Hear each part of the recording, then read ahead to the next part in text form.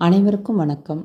நம்ம இன்றைக்கி இந்த பதிவில் தடைகள் நீங்கி வாழ்க்கையில் வெற்றிகள் குவிய குலதெய்வ வழிபாடு எப்படி செய்யலாம், அதே போல் குலதெய்வம் தெரியாதுங்கிறவங்க எப்படி நம்ம குலதெய்வத்தை தெரிஞ்சுக்கிறது, அதே போல் குலதெய்வமே தெரியாதுங்கிறவங்க எந்த கடவுளை குலதெய்வமாக நினச்சி வழிபடலாம் அப்படிங்கிறதையெல்லாம் நம்ம இன்றைக்கி இந்த பதிவில் தெரிஞ்சுக்க போகிறோங்க.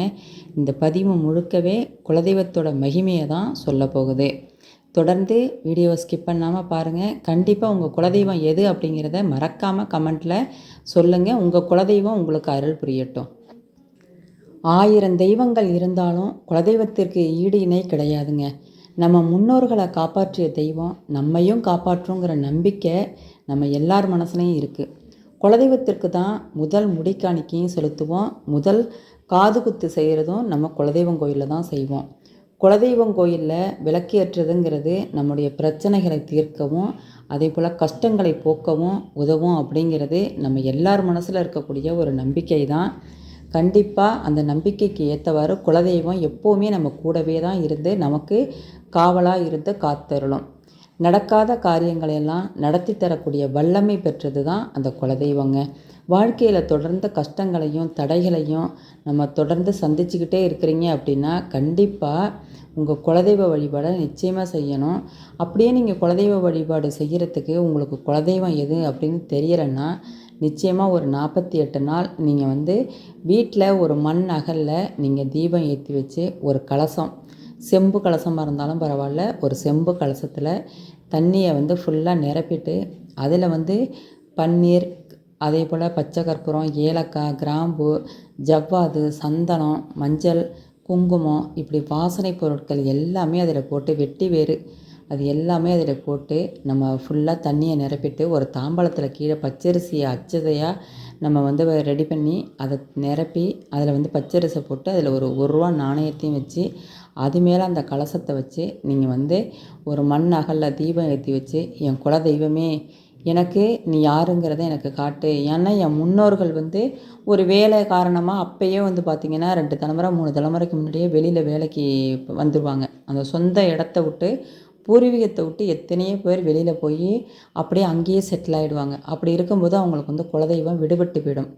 ஏன்னா முன்னோர்கள் சொன்னால் மட்டும்தான் நமக்கு எது குலதெய்வம் அப்படிங்கிறது நமக்கு தெரியும். அவங்க நமக்கு சொல்லாமல் விட்டுருந்து நம்ம அதனால் நம்ம பாதிப்படையக்கூடாது அப்படின்னு நினச்சிங்கன்னா நீங்கள் இதை போல் வேண்டிக்கோங்க. எனக்கு குலதெய்வம் தெரியல, நான் கண்டிப்பாக உன்னை வழிபட்டே ஆகணும், எங்கே இருக்க என் கண்ணில் காட்டு, எப்படியாவது கனவுலையாவது சொல்லு, இல்லை சொந்த பந்தம் மூலமாவது எனக்கு நீ யாருங்கிறத எனக்கு நீ உணர்த்தணும் அப்படின்னு சொல்லி நீங்கள் ஒரு 47 நாள் அந்த கலசத்தில் தண்ணியை வச்சு மண்ணகலில் தீபம் ஏற்றி என் குல தெய்வமே நீ யாருங்கிறத காட்டு, நீ எந்த இடத்துல இருக்க அப்படின்னு சொல்லி மனமுருகி வேண்டுங்க.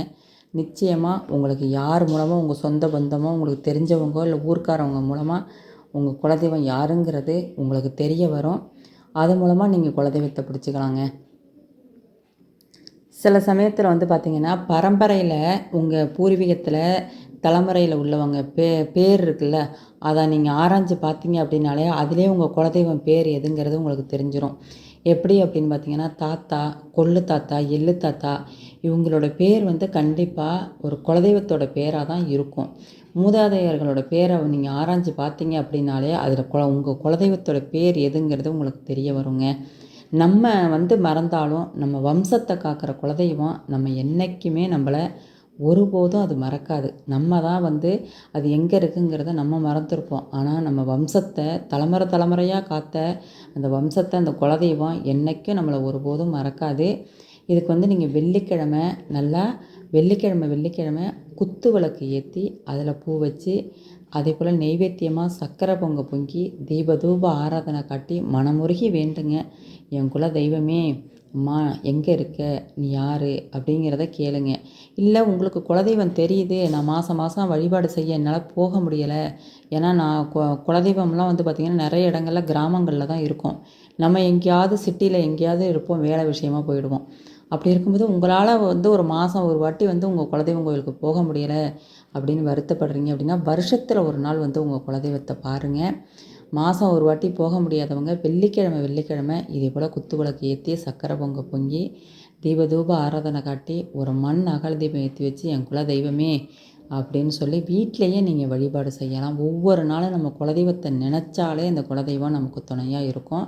ஆண்டுக்கு ஒரு முறை எப்படியாவது ஆண்டுக்கு ஒரு முறை நீங்கள் குலதெய்வம் கோயிலுக்கு போய் அபிஷேகத்துக்கு கொடுத்து நீங்கள் வந்து குலதெய்வத்தை கொண்டாடுங்க. அதேபோல் நம்ம குலதெய்வம் கோயிலுக்கு போகும்போது வெறுங்கையோடு போகக்கூடாது. நம்ம போகவும் மாட்டோம். நம்ம வந்து குலதெய்வத்தை பார்க்க போகிறோம் அப்படின்னா கண்டிப்பாக குலதெய்வத்துக்கு பூ, மாலை, அதேபோல் வஸ்திரம், அதேபோல் அபிஷேகத்துக்கான பொருட்கள், பொங்கல் பொங்குறதுக்கான பொருட்கள் எல்லாமே நம்ம வாங்கிட்டு தான் போவோம். அதேபோல் வந்து பார்த்திங்கன்னா வெல்லம் வாங்கிட்டு போங்க, குங்குமம், எண்ணெய், தீபம் வாங்கி கொண்ட நல்லா நீங்கள் போகிற நீங்கள் எப்போவுமே கோயிலுக்கு போகல தீபத்துக்கான எண்ணெயை வாங்கி நீங்கள் ஐயர்கிட்ட கொடுத்தீங்கன்னா உங்கள் எண்ணெயிலே தொடர்ந்து அவர் விளக்கேற்றிட்டு இருப்பார். நம்ம ஒரு நாள் தான் நம்மளால் ஏற்ற முடியும். நம்ம போகிற அன்னைக்கு தான் நம்ம 2 தீபம் ஏற்ற முடியும். தொடர்ந்து நம்ம எண்ணெயில் அவர் ஐயர்கிட்ட சொல்லி நீங்கள் எண்ணெயை வாங்கி கொடுத்துட்டிங்கன்னா அவர் உங்கள் எண்ணெயில் தீபம் ஏற்றி வச்சுருவாருங்க. குலதெய்வத்தோட ஃபோட்டோ இருந்துச்சு அப்படின்னா கண்டிப்பாக அதை ஒரு ஃபோட்டோவாக நீங்கள் வந்து செல்லில் நீங்கள் வந்து ஒரு ப்ரொஃபைலில் வச்சுக்கலாம். இதை வந்து நீங்கள் தினந்தோறும் காலையில் நீங்கள் வந்து எழுந்திரிக்கும் போதே வந்து பார்த்திங்கன்னா என் குலதெய்வமே அப்படின்னு சொல்லி உங்கள் குலதெய்வத்தோட பேர் என்னவோ அதை சொல்லி அன்னைக்கு நாள் நல்லபடியாக இருக்கணும். உங்கள் குலதெய்வத்தை தான் நீங்கள் ஃபஸ்ட்டு வேண்டணும். அப்புறம் நீங்கள் உங்கள் இஷ்ட தெய்வத்தை வேண்டலாம். எல்லாருக்குமே இஷ்ட தெய்வங்கிறது இருக்கும். கண்டிப்பாக அவங்கவுங்களுக்கு ஒரு பிடிச்ச தெய்வம் இஷ்ட தெய்வமாக இருக்கும். அந்த இஷ்ட தெய்வம் உங்களுக்கு நீங்கள் வேண்டினதை நிறைவேற்றி கொடுக்கணும் அப்படின்னு நீங்கள் நினச்சிங்கன்னா ஃபஸ்ட்டு நமக்கு குலதெய்வம் அதுக்கு இடம் கொடுக்கணும். குலதெய்வம் இடம் கொடுத்தா மட்டும்தான் அந்த இஷ்ட தெய்வத்தால் நம்ம வேண்டினதை நிறைவேற்ற முடியுங்க. அப்பேற்பட்ட சக்தி அந்த குலதெய்வத்துக்கு இருக்குது. அதனால் வந்து குலதெய்வத்தை மனசார வேண்டுங்க. ஒவ்வொரு நாளும் காலையில் எழுந்திரிக்கும் போதும் குலதெய்வத்தை வேண்டுங்க. பூஜை அறையில் சாமி கும்பிடும் போதும் உங்கள் குலதெய்வத்து பேரை சொல்லி நீங்கள் பூஜை பண்ணி மனசார நீங்கள் வேண்டி எங்களுக்கு துணையாக இரு அப்படின்னு சொல்லி வேண்டிக்கோங்க. பெண்களுக்கு பொறுத்த வரைக்கும் பார்த்திங்கன்னா பிறந்த வீட்டு குலதெய்வம், புகுந்த வீட்டு குலதெய்வம்னு 2 குலதெய்வம் இருக்கும். ஏன்னா நம்ம வந்து புகுந்த வீட்டுக்கு வந்ததும் நம்ம கணவர் வீட்டில் இருக்கக்கூடிய குலதெய்வத்தை தான் நம்ம குலதெய்வம்னு சொல்லிக்கிட்டு இருக்கோம். ஆனால் பிறந்த இடத்து குலதெய்வத்தையும் நம்ம வந்து திருமணம் ஆனாலும் அதுக்கப்புறமும் போய் அந்த குலதெய்வத்தை வழிபாடு செய்கிறது ரொம்ப நல்லது. இது வந்து புகுந்த வீட்டில் வரக்கூடிய பிரச்சனைகள்லேருந்து சிரமங்கள்லேருந்து நம்மளை அந்த பிறந்த இடத்து குலதெய்வம் நமக்கு காத்தருளுங்க. குலதெய்வத்தை நம்ம வழிபாடு செய்ய தவறிட்டோம் அப்படின்னா என்னெல்லாம் நடக்கும் அப்படின்னு பார்த்திங்கன்னா குலதெய்வத்தோட சாபத்துக்கு ஆளாக நேரிடும். நான் ஒன்றும் தினந்தோறும் உங்களால் போங்க அப்படின்னு சொல்லலை. வருஷத்தில் ஒரு முறையாவது அந்த குலதெய்வம் கோயிலுக்கு போய் அந்த மண்ணை மிதித்து நீங்கள் வணங்கிட்டு வாங்க. முடிஞ்சால் ஒரு கைப்பிடி மண்ணை குலதெய்வம் கோயிலேருந்து எடுத்துகிட்டு வந்து அதை ஒரு சிவப்பு துணியில் கட்டி உங்கள் நிலையிலே தொங்க விடலாம் உங்கள் குலதெய்வத்து மண்ணை. அப்படி இல்லைன்னா ஒரு பூஜை அறையிலே நீங்கள் வச்சு தீபம் ஏற்றி வழிபாடு செய்யலாங்க. ரொம்ப ரொம்ப சக்தி வாய்ந்தது. குலதெய்வத்தை நம்ம வழிபாடு செஞ்சோம் அப்படின்னா நம்ம வாழ்க்கையில் நமக்கு இருக்கக்கூடிய கர்ம வினைகளை தீர்க்க வல்லது. அதே போல் கர்ம வினை அதிகமாக இருக்குது அப்படிங்கிறவங்க குலதெய்வம் தெரியாமலேயே அவங்களுக்கு வந்து போயிடும். ஏன்னா அவங்களோட அந்த கர்ம வினையானது குலதெய்வம் எதுங்கிறதையே அவங்களுக்கு மறைச்சிரும். அப்படிப்பட்டவங்க அந்த குலதெய்வ தோஷத்துலேருந்தும் குலதெய்வ சாபத்துலேருந்தும் வெளிப்படணும் அப்படின்னு நினச்சிங்கன்னா ஜோதிடர்கிட்ட போய் நீங்கள் கேட்கலாம். உங்கள் ஜாதகத்தை கொடுத்து உங்கள் பூர்வ புண்ணியஸ்தானம் அப்படின்னு சொல்லுவாங்க. அதை பார்த்தாலே உங்கள் குலதெய்வம் எதுங்கிறது ஓரளவு அவங்களுக்கு தெரியும்.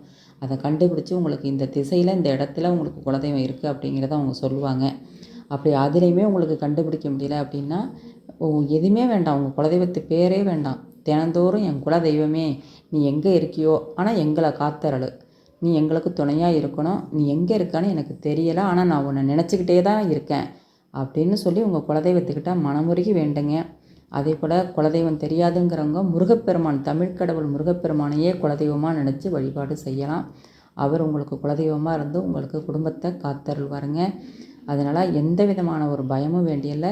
குலதெய்வ வழிபாடு செய்யுங்க. வீட்டில் இருந்தாலும் சரி, தினந்தோறும் தூங்கி எழும்பினாலும் சரி, படுத்தாலும் சரி, எப்படி நடமாடிட்டு இருந்தாலும் சரி, உங்கள் குலதெய்வத்து பேரை மனசார என் குலதெய்வமே எங்களுக்கு துணையாக இருப்பா, இந்த ஒரு வார்த்தையை மட்டுமே நீங்கள் சொல்லுங்கள் போதும். எப்பவும் அவர் உங்கள் கூடவே இருக்கும். நன்றி, வணக்கம்.